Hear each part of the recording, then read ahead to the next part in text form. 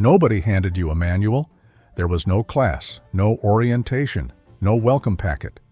You learned the rules of the street the same way you learned to walk, by falling, by watching, by listening to the older kids who had already figured it out. Old New York had a code, unwritten but absolute, and if you wanted to survive, you memorized it before you memorized your multiplication tables. These are the 13 street rules every old New Yorker knew by heart. And if you grew up in those neighborhoods, you are probably nodding already. This was rule number 1, the foundation of everything else. You saw something? No, you did not. You heard something? Must have been the wind. Mind your business was not just advice in old New York, it was survival strategy. The streets had eyes everywhere, but those eyes knew when to go blind. You did not stare at arguments that were not yours. You did not comment on what happened in the alley. You did not ask questions about packages being moved at odd hours. Curiosity was dangerous. Involvement was worse. The people who lived longest in tough neighborhoods were the ones who perfected the art of seeing nothing, hearing nothing, and walking right past whatever was happening like it did not exist. Your business was your business. Everything else was a problem waiting to find you. Hesitation was an invitation. The moment you looked lost, you became a target. Old New Yorkers learned early to walk with purpose even when they had no idea where they were headed. Chin up, eyes forward, pace steady, like you owned the block even if you had never been on it before. Predators looked for weakness. They looked for tourists, for confused faces, for people checking maps or stopping to look around. Confidence was armor. Even if your heart was pounding and you were completely turned around, you kept moving like you had done this walk 1,000 times. Fake it until you make it was invented on these streets. The appearance of knowing what you were doing was sometimes more important than actually knowing. Every block had someone who was not quite right. Maybe they talked to themselves, maybe they shouted at invisible enemies, maybe they just had that look in their eye that told you something was off. Old New Yorkers knew the rule: do not engage. Eye contact was conversation. Conversation was connection. Connection was trouble you did not need. You learned to see without looking, to be aware without acknowledging. When the guy on the corner started ranting, you adjusted your path slightly and kept moving. No staring, no reacting, no giving them a reason to focus on you. It sounds cold, but it was practical.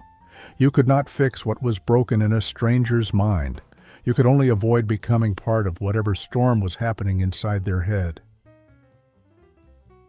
Getting robbed was not a question of if, but when, so you prepared.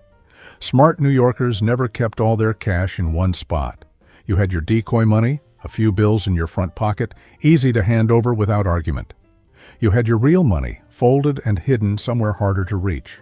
And you had your emergency stash, tucked in your sock or your shoe, enough to get home if everything else was taken. This was financial planning, street style. You accepted that loss was possible and minimized the damage in advance. Handing over that decoy money without hesitation could save you from violence. Muggers wanted quick and easy. They did not want to search. Give them something, let them feel like they won, and hope they moved on. Then limp home on your emergency cash and consider it a cheap lesson. Geography mattered more than almost anything else. Where you came from defined who you were, who had your back, and who you needed to watch out for. Your block was not just an address. It was identity. It was allegiance. It was home in a way that people from spread-out places never understood. You knew every crack in the sidewalk, every stoop, every face in every window. The people on your block were family, whether you were related or not. You defended it. You represented it. And when you left it, you carried it with you. Walking into another neighborhood meant walking into someone else's country with different rules and different loyalties. Old New Yorkers understood borders that did not appear on any map, but were more real than anything drawn by politicians. The old lady sitting at her window was not just watching the street, she was protecting it. The old man on the stoop had seen everything and forgotten nothing. Disrespecting elders in old New York was not just rude, it was dangerous. Word traveled. If you mouthed off to someone's grandmother, your grandmother would know about it before you got home. And then you faced something worse than street justice. You faced family justice. Elders had earned their place through decades of survival. They had seen wars and depressions and things that would break younger generations. You gave them respect because they deserved it, and because the community enforced it. Nobody wanted to be known as the kid who disrespected Mrs. Johnson on the third floor. That reputation would follow you forever. The code against informing was absolute. You did not talk to cops about what happened on the block. You did not name names. You did not point fingers. Even if you were the victim, you handled it yourself or you let it go. But you did not bring outside authority into neighborhood business. This was not about protecting criminals. It was about protecting community. The police were not seen as helpers in many neighborhoods. They were seen as another threat, sometimes worse than the criminals they claimed to chase. Talking to them made you a traitor. It made you someone who could not be trusted. And in a world where trust was everything, losing it meant losing everything. The punishment for snitching was social death, and sometimes worse. Everyone knew it. Everyone followed it. Running your mouth was easy. Backing it up was different. Old New Yorkers learned fast that words had consequences, and those consequences could be physical. You did not threaten unless you meant it. You did not challenge unless you were ready. You did not write checks your fists could not cash. This did not mean you had to be tough. It meant you had to be smart. Knowing when to stay quiet was just as important as knowing how to fight. Pride got people hurt. Ego got people killed. The real survivors were the ones who knew how to diffuse, how to de-escalate, how to walk away without looking weak. Fighting was the last option, not the first, and if you did have to fight, you better be sure you could handle whatever came next. It took a village, and in old New York, the village took that job seriously. Every adult on the block was responsible for every child on the block. If you saw a kid doing something wrong, you corrected them. If you saw a kid in danger, you protected them. This was not optional. This was the deal.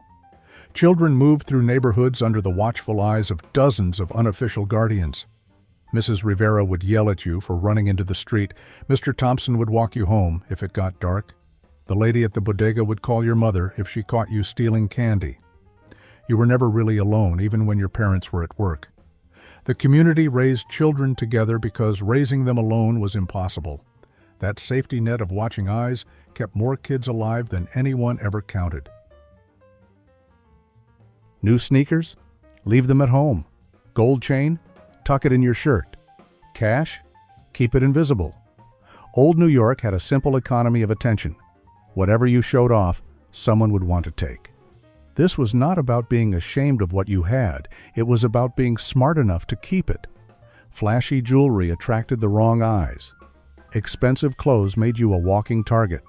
The kids who survived were the ones who dressed down, who kept their valuables hidden, who did not advertise their success to people who had nothing to lose by taking it.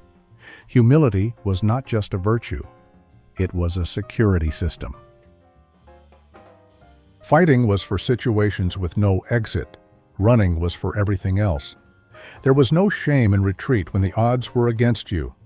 Old New Yorkers knew exactly when a situation had turned from tense to dangerous, and they knew that getting home safe mattered more than looking tough. You ran from cops when you needed to. You ran from gangs when the numbers were wrong. You ran from trouble that was not yours. Speed saved more lives than strength ever did. The trick was knowing your escape routes before you needed them, which alleys connected to which streets, which buildings had unlocked doors, which fences were easy to climb. You studied your neighborhood like a map of survival, because one day your legs would be the only thing between you and something very bad. In a world without contracts or lawyers, your reputation was your credit score. If you said you would do something, you did it. If you made a promise, you kept it. Breaking your word was not just a personal failure, it was social suicide. People remembered. They remembered who paid back loans and who disappeared. They remembered who showed up when they said they would and who made excuses. Trust was built slowly and destroyed instantly. Old New Yorkers understood that their word was the only currency that mattered in the long run. Money came and went. Jobs changed. But your name, your reputation, the weight of your promise that followed you everywhere. Protect it like your life depended on it, because sometimes it did. That guy behind the counter, he was not just selling you chips and soda, he was the unofficial intelligence agency of the entire block. He knew who was dealing, who was stealing, who was cheating on who, and who was about to get into trouble. And he decided what to do with that information based on how you treated him. Be good to the bodega owner, and he would look out for you. He would let you run a tab when times were hard. He would warn you when certain people were looking for you. He would remember your mother's birthday and ask about your sister's new baby, disrespect him, and doors closed. Information dried up. You became invisible in a neighborhood where visibility was protection. The bodega was more than a store. It was a node in the network of street survival, and the owner was its guardian. No matter where you went, no matter what you did, you always kept enough for the subway fare. You always knew which direction home was. You always had a plan for getting back to your block when the night turned wrong. This was the final rule, the one that contained all the others. Survive, get home, live to walk these streets another day. Old New York could be beautiful and brutal in the same hour. The kids who made it to adulthood were the ones who never forgot that survival was the point of everything else.